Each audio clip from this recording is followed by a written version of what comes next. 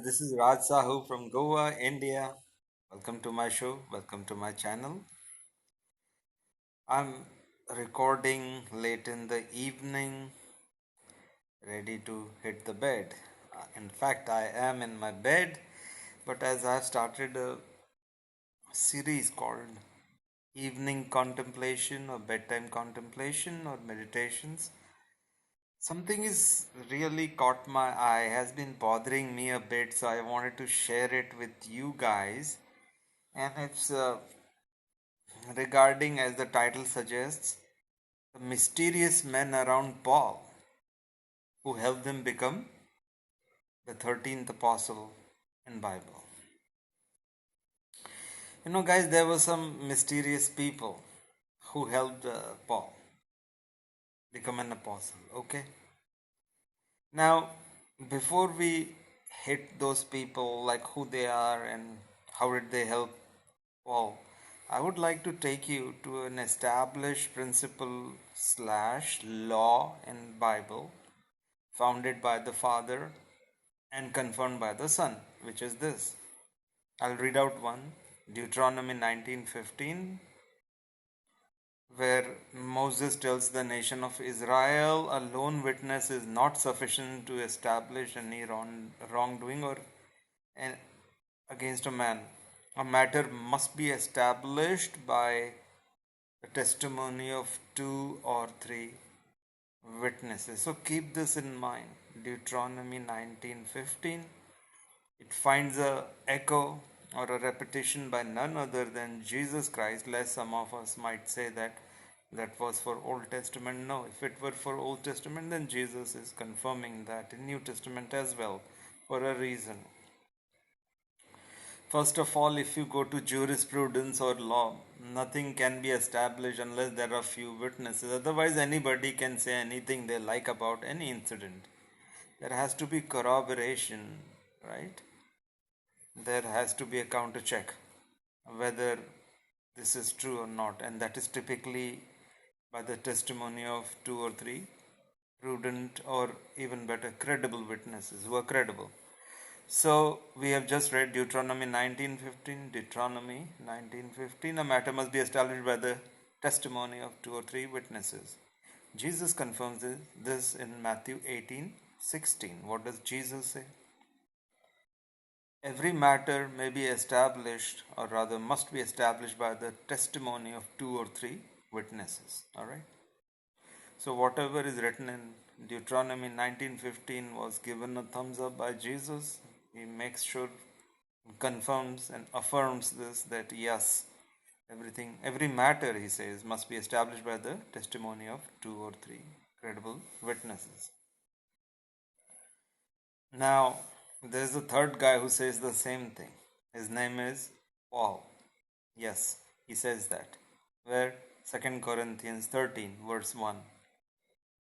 He's telling the Corinthians, this is the third time I'm coming to you. He says, the third time I'm coming to you, and then he says something remarkable.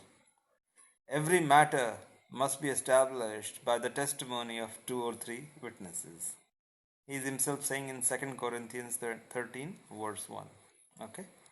So now you have a three-pronged, or we have a three-pronged confirmation. A confirmation from Deuteronomy, Matthew, and 2 Corinthians 13, 1. Father God saying through Moses, Jesus saying it directly, Matthew 18:16, and Paul saying in 2 Corinthians 13:1. In light of this established principle, it's shocking to me that Paul had no witnesses who saw that vision, that game-changing vision, wherein he claims he saw a light, and he then converted into Christianity, like he became a believer. Before that, he was a blaspheming, murderous, persecuting Pharisee, and in light he saw a vision, and there are no witnesses, nothing. Nobody has been recorded as, no names, nothing, who saw Paul getting this vision. So in the end, we are left holding Paul's testimony or believing Paul's testimony about himself, because there are no credible witnesses at all.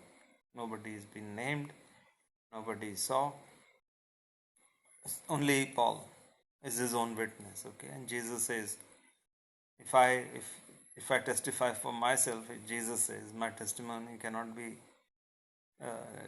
valid. It's invalid, he says. So how can Paul's be valid? Think about it, guys. I want you to participate. I want you to think. I want you to study the Bible. This sequence of events, some are very, very troubling. That's why I'm recording this late. What if I don't get this message tomorrow?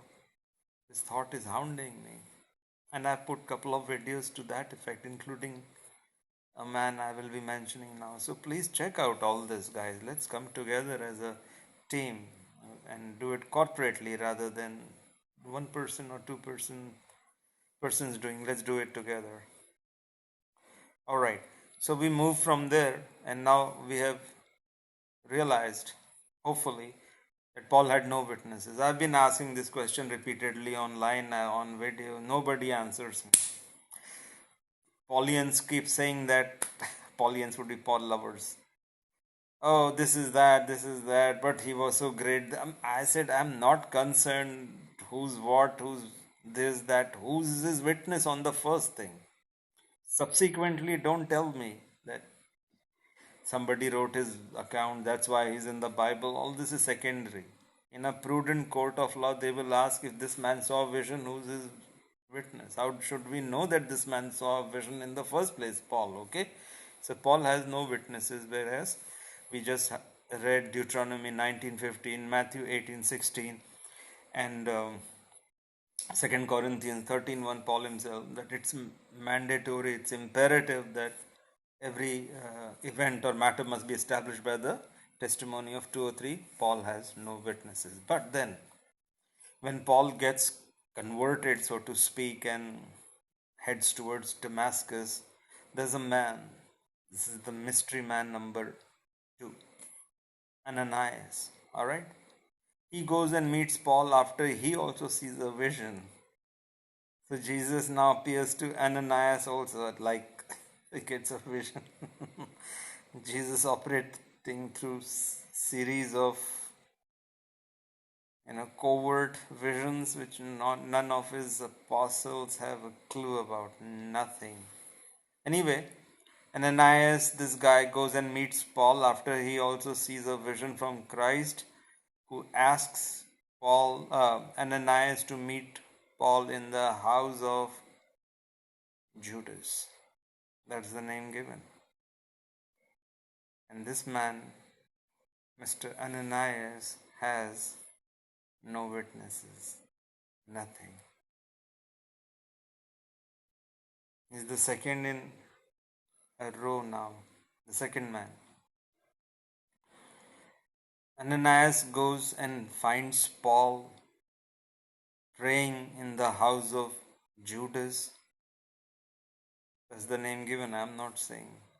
On a street in Damascus, he sees Paul exactly as he saw in the vision which Jesus apparently gave to him by his own testimony. And he finds Paul, and that's where he sees the scales falling out of Paul's eyes. Remember, he was blinded, according to Paul, by the vision he saw on the way to Damascus. And here, Ananias is corroborating that. First time there were no witnesses at all. When he says that he fell down and the ones with him also fell down, then he changes the accounts. They didn't fall down third time. He changes a third time to Agrippa, the king. Some fell down, some didn't, some were standing. They all contradict themselves. Paul in 3 different accounts in Luke, okay? So Ananias goes and sees Paul, and he was blinded, and he saw, when he prayed over Paul, he saw scales falling off Paul's eyes, says Ananias. And he is the only witness to this. big event that scales fell out of Paul's eyes and his eyes were restored. By the way, if you do due diligence, research on or Google, you will find out this typically happens to snakes, reptiles. Scales come off their eyes. Who was the snake in the Old Testament in the Garden of Eden? We know that. Now you have another man claiming he saw a vision and scales like things fell off his eyes. Who was his witness? Ananias. That's the man who testifies that yes, I saw him. Question is, who's this Ananias? Does he have a witness who saw Paul's scales come off? It's a very important event. It needs corroboration. I can claim I saw God and I have a picture of with God, a Photoshop picture. So you will say, who are your witnesses when you saw God? Or he was talking, or Jesus came to my living room and we had a cup of tea. Then people will say, who are your witnesses? Jesus. Now that's not going to work, right? So Ananias had to have some witnesses who saw. He could have taken 2 or 3, right? Let's go. There's a man, Paul. He's at the house of Judas. So many clues. There's so many clues, guys. It's not even funny. Let's go to the house of Judas, and there's a guy praying. He's from the Lord. He has just changed from a murderer in a flash to a believer. Let's pray over it. And nobody went. He went alone. He is testifying for himself that I saw. Nobody else is there. Why didn't you take, sir? Why didn't others see? Who are your witnesses? What are their names? Are they credible? I was a notary public in California for many years. We use credible witnesses when there is no established identity. Okay, credible witnesses are crucial. He has none. Paul has nobody who saw his conversion. Now Ananias sees scales falling off Paul. Again, zero witnesses. Nobody. Now this is as if this is not enough. There is a question. Who's this Ananias in the first place? We know Paul is a murderer, a persecutor, blasphemer. By his own confessions, please check out one of my videos called The Damning Confessions of the Fake Apostle Paul. See that video. I compiled all his confessions about himself, Paul, including 2 Corinthians 12:16, the crafty fellow that I, Paul, am. I took you in by deceit. 2 Corinthians 12:16. Check that out. So Ananias has no witness when he saw Paul's conversion to make or confound the matter further. Nobody knows who's this Ananias. Do you know who testifies for Ananias? Paul. Had to be. Testifying for each other, huh? So convenient, so convenient. Paul says, oh, he's a devout Jew in Damascus. So Paul testifies for Ananias. Again, 2 or 3 are missing. Only Paul, and Paul for Ananias, Ananias for Paul. Got that, guys? Don't want to confuse you further. So Ananias had no witness who saw Paul's scales come off. Neither Ananias is an established witness himself. Nobody knows this man. He's a mystery man. This is the second guy. Now, first Paul, now this man. Is that the end? You'll say, Raj, I hope this dirty, this game going on ends here. No, it doesn't. It intensifies. It took me a long time to catch the third guy. There was a third guy, but I couldn't put my finger on it. I knew that there was a second guy, has to be, when espionage and such things take place. And we know there are real life accounts. There are real big spies who have infiltrated camps of the opposition. They entered, but there were always inside people who were helping them. It is impossible to enter otherwise. Ananias appears to be one, but there was another one, the big name, Luke. Luke was the other one, guys. Now, Luke is the one who has written the book of Luke, or rather the Gospel of Luke. And it's a good gospel. Gives a good account. There could be few shenanigans, mischief here and there. By and large, it's a good book. My friend, or a brilliant exposer of Paul, his name is Douglas Del Tondo. I do not remember the books he wrote, but I've heard great things about him, and he's a kind of very strong at it. This gentleman, Mr. Del Tondo, strongly believes that Luke had stolen or plagiarized Matthew's texts, and, actually it is the same account as Matthew. It has an uncanny resemblance to Matthew. It was plagiarized and it put his name. By the way, there are a lot of clues in Bible, guys. Like Jesus kept on saying, beware of the yeast of the Pharisee. Pharisee who? Paul. So many, I put so many times Jesus was warning. There are big clues there. For example, Luke.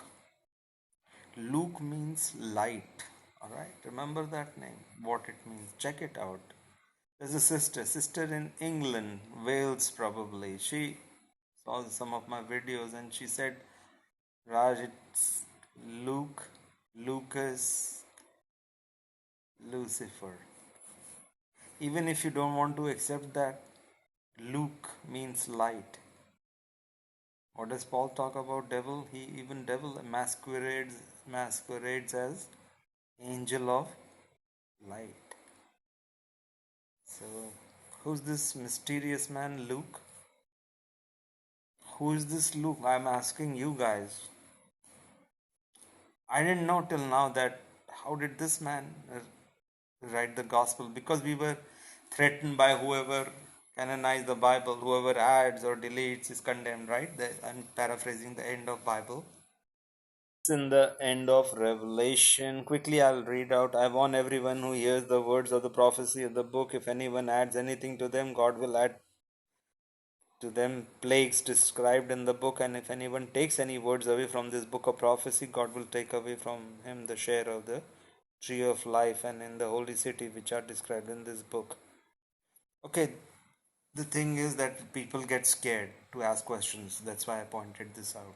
I believe this was added to scare us from asking questions. We need to ask questions, guys. We need to ask questions. Who's Luke? Who's this man? You know who testifies for him? That he is some of you will say Raj is a doctor who has put up an orderly account, probably stolen from Matthew. Del Tondo is right. I and Del Tondo hardly have any communication, but I know that man has worked diligently to expose Paul. And if he says that Matthew's book has been plagiarized, it's probably true. It's uncannily similar, eerily similar. So who's this Luke? He's a physician. Who tells us that? Paul. Has to be good old Paul. How do we know Luke is a physician? Paul says so. That's why he is. Because Paul is an apostle. Oh Lord, this goes deeper and deeper. It's not funny, but yet it is. Paul seems to be testifying for everybody. He testified for Ananias, a devout Jew. Now he says, beloved physician, is giving titles to people. Because he needs them, guys. He needs their testimony. Now, we know that this man, Mr. Luke, was a physician from Paul, and he had no other witness really. If you do due diligence or research in simple words, you'll find that Paul had, like Paul, neither did Luke have one witness who really knew. Very little is known in simple words about Luke, the physician, okay? Nobody knows much about. Then you'll ask me a question which I will say, yes, you're right. And that question is, Raj, how was this man included? Or his books, two vital books. Gospel of Luke, which is plagiarized from Matthew, the genuine apostle of Jesus Christ. There's a difference between the genuine apostles, Matthew and John, and this fake writer, Luke. This book was written to give him credibility. Or this book was included. It made its way to the final cut canon. The same evil people who rejected Peter's work, Thomas's work, Andrew's work, Philip's work. Please don't tell me they didn't write accounts of Jesus' life, breathing the same air, being with him day and night for 1200 days. They wrote nothing. Of course they did. They were precluded or not included, or even worse, chopped out. They didn't make the cut. This unknown physician who didn't walk a day with Jesus Christ, he made it his way into the Bible through two ways. First, Gospel of Luke, which establishes him as a gospel writer. And then the main objective or the main goal, the end game comes into play, is Book of Acts. Starts from 9th chapter, where Paul enters. This is to give credibility to Luke, the man whose name means light. Angel of light? Was devil Lucifer the writer of this? I do not know who this man is. We have to now rely squarely on Paul. This man was with Paul throughout. For a lot of time he traveled. He was his travel companion, it says, and my due diligence tells me that he was also a disciple of Paul, this man Luke. Alright, but apart from Paul, we don't know much about this man. He's a mystery man. He's the third man in line now. Paul, Ananias, and now Luke. Alright, he is the one who established Paul as the 13th apostle. Again, has no witnesses who can testify to his bona fides and antecedents. Like nobody can corroborate or vouch for his,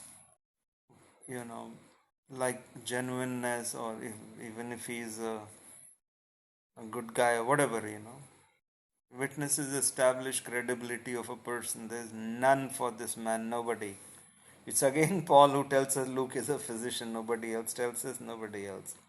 It's very intriguing and also suspicious. The Gospel of Luke was preferred over the Gospels written by hand-picked apostles of Christ, like Peter, Thomas, Thaddeus, Philip, Andrew, etc. Nobody seems to know this man apart from Paul. Nobody seems to know this. And I wrote this for you guys. When Raj did this due diligence or this research, I found out that not much is known about Luke, the travel companion of Paul and the disciple of Paul. And to make matters worse, now you'll say finally 3, that's enough, Raj. Yeah, of course. I don't want to put so much burden on you, but I want you to do some research, guys. Who's Luke? Who's Ananias? Who saw Paul's conversion? Think about these things, guys. We have to corporately contend with this deception. Was very deep because the devil had lost to Jesus. First on the cross, he got defeated. The price of sin was paid by Christ. Many would be saved who picked up their cross, denied the flesh, which is denied their sinfulness, and obeyed Jesus. The catch line, the crucial word here is obedience, which was slashed by Paul. Alright? And because the devil does not want us to be saved, he taught a new doctrine through Paul. When they lost to Jesus, because people were thronging to the way, and Paul had lost the battle. He tried to persecute, murder. He says he murdered Christians, made them blaspheme God, and probably the Spirit as well. For that there is a sure short condemnation, Jesus assures. So when Paul lost, he couldn't intimidate the Christians who were thronging, flocking to Jesus. As plan B was hatched, a conspiracy. Let's deceive them, because they are not going to stop. They cannot be intimidated. The flight of the Jews and the rest to Jesus cannot be stopped. So let's deceive them. So at least we get to condemn them, or get them condemned by Jesus on the last day of judgment, by teaching them a false doctrine of saved by grace through faith. Grace is a word Jesus never ever uttered according to any of the gospel translations or the Bible translations we have in the Bible. Guys, wake up. Grace is a word missing in action from the mouth of Jesus Christ in the entire New Testament, according to any of the translations, like New American Standard, NIV, New King James Version, King James Version, any of them, none of them have. Because Jesus never taught saved by grace. This was a new doctrine by this man who infiltrated. Now there are three people involved. Paul, of course, is the top cheese, the head honcho, but he was supported or helped in this conspiracy by a second guy, Ananias. No witnesses. Paul is his witness, and he witnessed Paul's scales come off his eyes. And then there is Luke, the writer, the great gospel writer. Nobody knows who this guy is. Another mystery man, travel companion of Paulie. How the heck did he make it to the cut when he didn't walk a day with Jesus? Nobody asked. Not even me. I'm guilty of that. I should have. Who's this guy, guys? But probably I was intimidated, confused, because I was new to Christianity in the first place, 2005. I wouldn't have ever thought a gospel writer. Because see, my basic presumption is all this has been going on for 2000 years. Of course, everything is tried and tested. Now I'm shocked. How? Why weren't these questions? These are basic questions. Who's this Luke? Did he travel with Jesus? Did he know Jesus? From whom is he getting his account? We don't know. Okay, the fourth, and then I'll fold this up. Luke says twice, excellent, my dear, excellent Theophilus. Both Book of Acts and the Gospel of Luke is addressed to man, another mysterious guy. Fourth one, Theophilus. Nobody knows who he is. We don't even know about Luke. Who's this Theophilus, guys, he's talking to or addressing that gospel to, which finally came to us? Gospel of Luke or the Book of Acts. That's another mystery to me. I cannot resolve it, so I ask for help. Who's this Theophilus? Because there are clues in Bible. Father God wants us to find that out, find those out, so we connect the dots. Now, Theophilus means, Theo means God. And Philos would mean friend or affinity, love, somebody who loves something. So in this case it adds Theophilus to friend of God, one who loves God. God lover. So who's God? Luke itself means light, angel of light, devil. And then he says, oh Theophilus, he says, oh Theophilus, oh friend of God, angel of God. This man was an angel, right? Satan was an angel of God, a fallen angel. Anyway, that's speculation. I don't know. But there is something there. This mystery man, doctor, if you will, who doctored this. And then he put, because of his account of Paul, coming to the main thing. If you read this time Acts, you'll get a bunch of clues. The Jews had emphatically rejected Paul while they were thronging to Peter and others. Why did they want to kill him? One of the reasons given is he attacked the law of God, and they knew the Torah, they knew the Old Testament. The Gentiles did not have a clue. That's where Paul got the hammering, and that's why he ran to the Gentiles. They were easy meat for him, easy targets, because they didn't know the law. But the Jews knew this man is a deceiver. Alright guys, that's enough for the night. So these are the three mystery men who allowed Paul or permitted Paul or helped Paul in infiltrating our church. You guys have a wonderful rest of the day and God bless you. Thank you for watching my video. Bye for now.